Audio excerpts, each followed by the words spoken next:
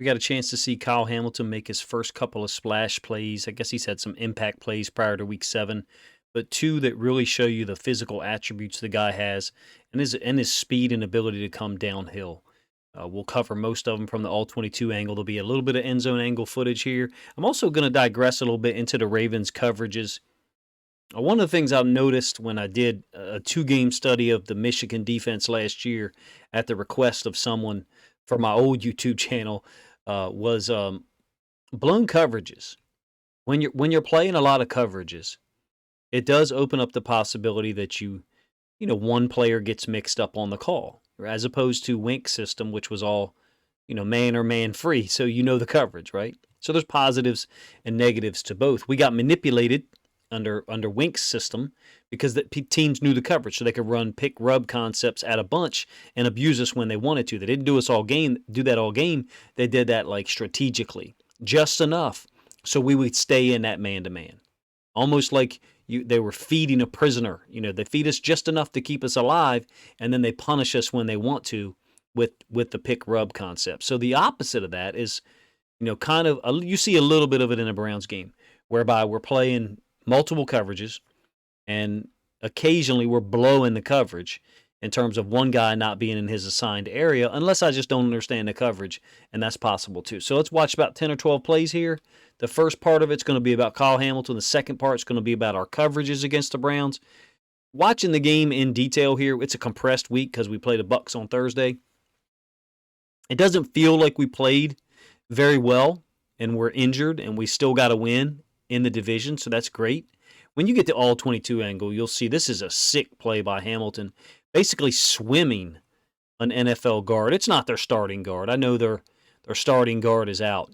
We're overwhelming them with 4 off the weak side, off the back side of the formation. So you got trips over here, 1, 2, 3. They have the running back here, so we're just bringing 4 off this edge where they've got the guard, tackle, and the running back to possibly protect. So we're just trying to overwhelm them or outnumber them. Calais is dropping out, presumably looking for someone to help on a slant because it's just pure man for everybody. We got man here, man, and then Chuck is chasing Njoku.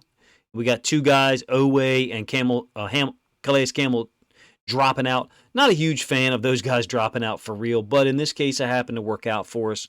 Me personally, I like to let the rush guys rush and the cover guys cover, but I understand, that you got to mix up the look. Here, we're overwhelming them with speed. Geno Stone is the first guy to make contact.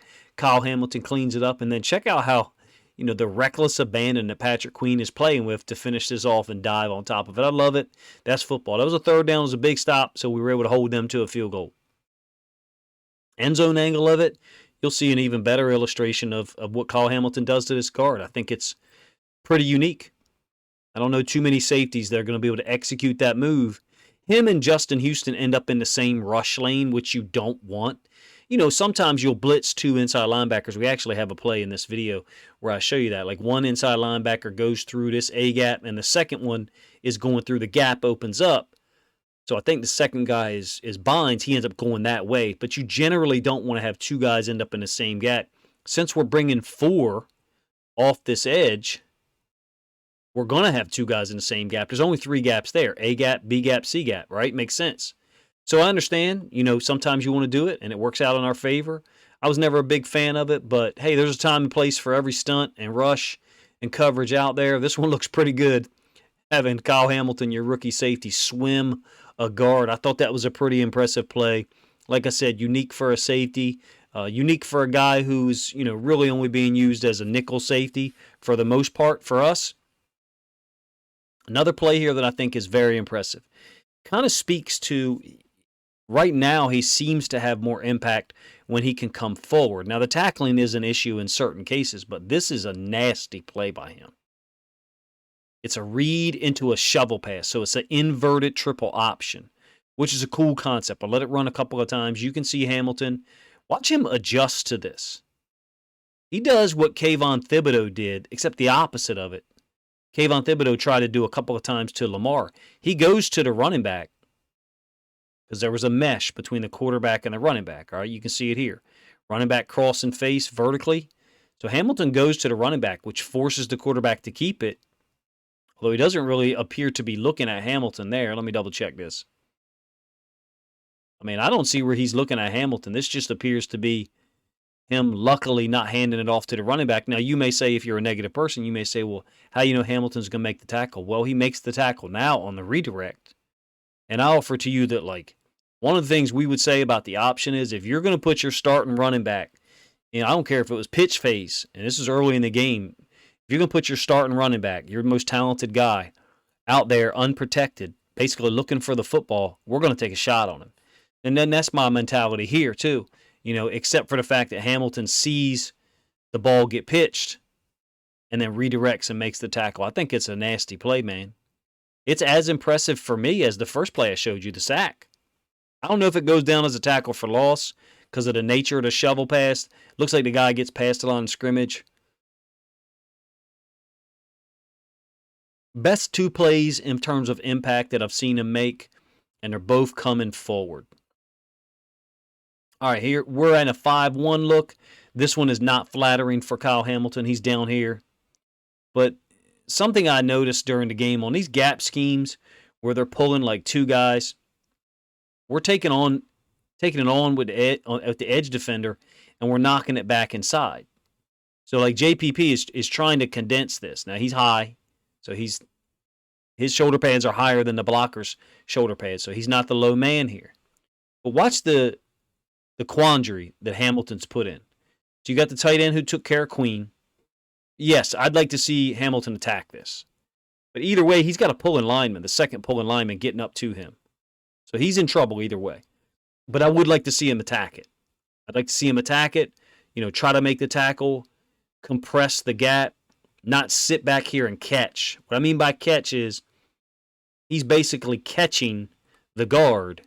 He's accepting the hit and not trying to come forward and make the play. Chubb ends up for a big gain, 21 yards or something like that, getting a first down. I don't think he has a super high probability of making this play at this point. In my opinion, he's got to attack earlier than this. He's worried initially about getting stalk blocked by this number 2 receiver, so that's why he's not pressing forward. This is a learning experience. I'd like to see him come forward, come downhill, try to compress this. Now, let me rewind back a little bit and go big picture. We're in our 5-1 look. All right, so we got an edge defender, and then we got Queen, inside linebacker. I just have never thought that it works to set this stuff inside. It just never, for me, ever made sense to set the block inside. This is your fast Mike linebacker. For me personally, I want to wrong arm it. And I want to make the guy go out in space. And then we've got a force defender. Now we got to chase inside out. And we're getting blocked by the tight end. So you're going to say, Coach, he's not going to be there. The tight end's going to block him and prevent him from getting here. I agree. But it clears things up for my force player. We like to spill stuff. That's the way we always looked at it. We didn't ever face anybody like Nick Chubb, though. We faced Vaughn Hebron, but not Nick Chubb. So I understand if you're like, hey, I don't want to spill it, but I just feel like it's too many yards. This is too easy. This is just follow the lineman, and we have no chance of stopping this for anything less than a 4 or 5 yard gain. That's my point. At least if we spill it, we give ourselves a chance to make a tackle out here in space for a loss, or hold him up and let the cavalry arrive. I just feel like if we're setting it inside in that 5-1 look, it never works for us, at least not for the Ravens, since I've been watching and trying to analyze the games. So in any case, now we got Hamilton on the field again. This is going to be a missed tackle, but it's a 3rd and 17. Communicating pre-snap with the corner, Peters. You got a little speed out by Amari Cooper up top, and then they throw it to Hunt late. Yeah, we want to see Hamilton make this tackle. We do. He's kind of like one of those guys, his legs die. He doesn't keep driving with his legs. It's an open field tackle, so at some point, you got to kind of go low. No problem. But we don't want to see him get stiff-armed and his legs die like that. So as good as the first 2 plays were, showing you 2 other ones where he has missed opportunities, let's put it that way. Doesn't mean he's sorry. Doesn't mean he's a bust. Like, I got no time for you people who talk like that. I just don't. The guy's young. Patrick Queen was young. And he was 21 years old when he first entered the NFL. Now he's 23. And he's, maturing to the point where we can rely on him. Kyle Hamilton, same boat. All right, not on the field here. A couple of blown coverages. I just don't know what we're doing against empty. This ain't Josh Bynes' fault. I don't know whose fault this is, man. It's 3 receivers down here to the right. Chubb's going to motion out and be the number 2 receiver to the left. We're trying to make it look like we're bringing 5, all right? You got 1 hat, 2, 3, 4, 5, 6. Excuse me. We're trying to make it look like we're bringing 6. How does the math work here? Tell me how the math works. We got 1, 2 receivers up top. We've got a corner.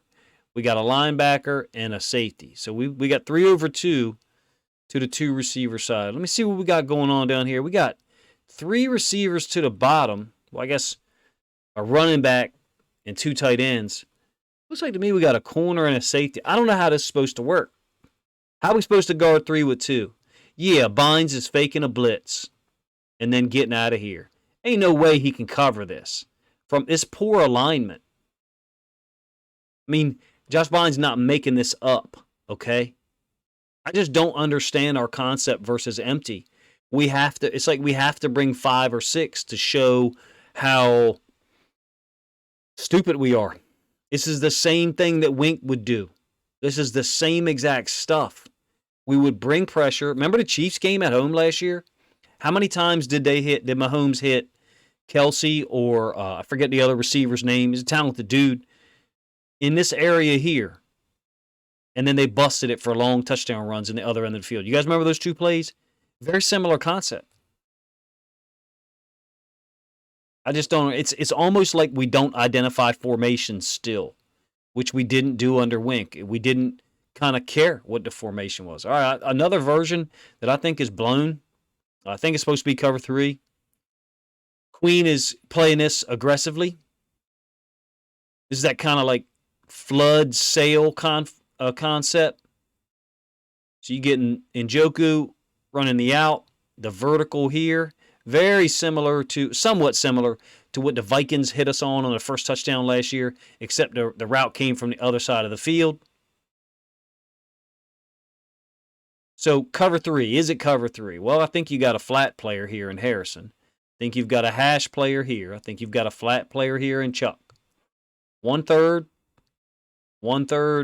middle of the field. Okay, maybe it's cover 3. Got a problem, though. Cover 3 requires 4 underneath droppers. Who should this guy be? Kind of seems like it might be Queen. I'm not trying to be negative on Queen because I think he played quite well. He thinks he sees something. He's gone. To me, it looks like he's wrong. Maybe it's a zone blitz, but the problem is for a zone blitz, normally it's a DB that's blitzing. This is Queen, so maybe this is 3 deep, 3 under, but I don't think so. I think it's supposed to be cover 3, and I think Queen's supposed to be covering the hash. He just read run. Now, in terms of the coverage, how is it blown? Well, it's 2 by 2.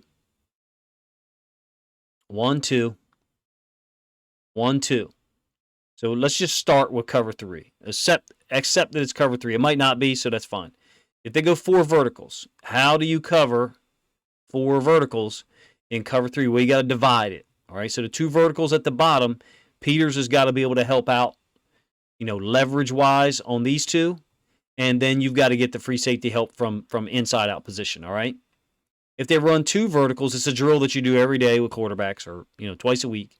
You just read the free safety and throw off of them. If you're a DB coach, you try to coach the free safety to stay square and not go until the quarterback pulls the pin on the grenade. It's difficult to do. That's why you got to have a rangy free safety. So whose fault is it? I think it's Humps. I do. I think it's Humphrey's fault. I think Humphrey and maybe Stone wasn't on the same page on the coverage. To me, if it's cover 3, which I think it is, Humphrey's got to be here. That's his 3rd. That's tough for me to say because this has not happened as much this year for Marlon Humphrey for real. He's been quite elite if you ask me. Now, you may think that it's a different coverage. You may say that, Coach, that's not cover 3, so I don't think it's Marlon's fault. I think it's Geno Stone's fault. The problem is if this tight end goes vertical, how does Geno Stone play over the top of this? We can't. Now, it's also possible that Geno Stone reads this. He reads the tight end not going, but I don't think so. Although his helmet does kind of seem to be looking here. I just don't think that this is Geno Stone's area to defend in terms of cover 3. Let me know if you think it's cover 3 or not. That's 2 plays in a row where I'm not a huge fan. Well, the first one I'm not a huge fan of the call, the empty call. That one I just think is Marlin and Queen not necessarily being in the area they're supposed to be in. This is a nice job of cover 3. Hamilton's in on this play, by the way. Here's Hamilton. He appears to be checking with Humphrey, or I'm not sure who that is right there. I think that's Stone. And it's definitely cover 3. Post snap, Chuck has inserted down here as a hash defender. You got another hash defender. You got a curl flat defender, and then here's your deep 3 guys. Queen is letting things develop in front of him. Doesn't really have any awareness of the route developing behind him, but that one's been passed off. And now he's just kind of a little high on this secondary route. Hamilton tries to close down from his curl flat position. He's playing the running back out in the flats late here, and then he closes down late, helps Queen with the tackle. Let me know if you're seeing it the same way I am. Looks like cover 3. Now, it works, though, in terms of our pass rush. What's cover 3 do? Tries to keep everything in front, give your pass rush time to get there. 4 guys rushing, and we get some pressure. Oweh hits the quarterback, maybe a touch late, but at least he doesn't take him to the ground and get a penalty. That's one of those situations where people say, well, Oweh's not getting sacked. Well, he's right there to force pressure on the quarterback. So, in my opinion, he's playing quite well. So 2 instances of cover 3 here. One, I think we blew. 2 blown coverages on the same cover 3. And then that cover 3, I think we played quite well. A zone, Hamilton is not on. Queen's getting kind of high load. They're really isolating him. So you got the high part, and then the running back is the low part. He's real focused on the running back. I think he's out leveraging himself. I think he's about 1.5 yards too wide. Whether that's going to allow him to stop this pass play or not, I'm not sure. I will say this, though. When Josh Bynes is playing well and he's that backside linebacker, he's been able to get involved in these plays in the last 2 years. But you can't hedge too far if you're him, because now you've got another receiver who could work into your area. So it's all related. But this is clearly a zone. We give up a pass over the top of us on a 2nd and 7, 2nd and 8. Double blitz, which is a gutsy call here. Queen first, Bynes second. End up going through the same gap, basically, but it's because the pass pro splits. They just basically part the Red Sea. Queen goes through first, running backs tries to pick him up. Bynes second. Bynes can't finish the play off. I like at least we're being aggressive with the coverage, like we're turning and going, but these guys are both open. Brissett recognizes that he's getting ready to get sacked, but we vacated. Both of these guys have read it well in terms of they saw the pressure, so they both just sit down. They theoretically would be open if Brissett's able to get the ball off quickly. He was not, so great call by us, great finish by Queen after Bynes unable to make the sack. Defensive pass interference. We're in a 4-3 look here. We got Bynes, Harrison, and Queen on, so we have dropped Harrison back. We did this a little bit against the Jets. It's another zone, except it's a 2-deep zone, so you can see half safety, corner, and then Hump is the corner there. Similar concept to what I showed you before. You've got Njoku running here, and then Peoples-Jones running a little bit deeper. I feel like those routes are a little bit close together. Allows us to defend it with just 2 guys. You can see Stone collisions Peoples-Jones. Really kind of needless there, for real. Didn't need to contact him. I think this ball is pretty close to being uncatchable. Now, it's also possible that he's targeting Njoku, and I think Humphrey's doing a great job of coming back and challenging it. Do I think our coverages are as bad as I've talked about? No, I'm just a little worried about some of them, to be honest with you. Like, it's a 4-3 look, so we've got 3 underneath droppers, 3 inside linebackers, all right? But we're zone dropping a D tackle.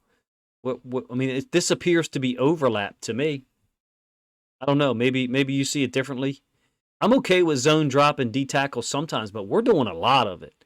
This defense really reminds me of a college-style defense. I think it was Godspeed or maybe Stacey Van Diver mentioned that earlier in the season, that this appears to be a college defense. It's a college-style defense in terms of defending 11 personnel a lot, kind of being a bend but don't break defense. There's something to be said for that. I get it.